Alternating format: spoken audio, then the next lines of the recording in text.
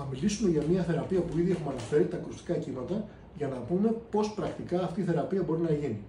Πάλι, αφού τεκμηριωθεί με ειδικές εξετάσεις ότι ο ασθενής πρέπει να υποβληθεί σε θεραπεία ακουστικών κυμάτων, τότε ρυθμίζονται τα ραντεβού. Η θεραπεία αυτή γίνεται μέσα σε 12 συνεδρίες, δηλαδή ο ασθενής πρέπει να έρθει 12 φορές στο ιατρείο για να ολοκληρωθεί η θεραπεία. Αυτές οι θεραπείες μπορούν να γίνουν από 2 φορές την εβδομάδα έως κάθε μέρα, γιατί πια υπάρχουν ακόμα και καθημερινά πρωτόκολλα θεραπείας. Η θεραπεία αυτή είναι ανώδυνη, δεν έχει κανένα πόνο, είναι ακίνδυνη, δεν έχει παρενέργειες και είναι πολύ αποτελεσματική. Όπως έχουμε πει, αυξάνει κατά 140% την κυκλοφορία του αίματος στο πέος. Ο ασθενής ξαπλώνει στο εξεταστικό κρεβάτι και με την κεφαλή αυτή δίνονται ήπιες δονήσεις σε 3 σημεία στο πέος και σε 2 σημεία στη ρίζα του πέους. Αυτό κρατάει περίπου 10-12 λεπτά. Αφού ολοκληρωθεί, ο ασθενής δίνεται και επανέρχεται στις καθημερινές του δραστηριότητες χωρίς κανένα απολύτως πρόβλημα.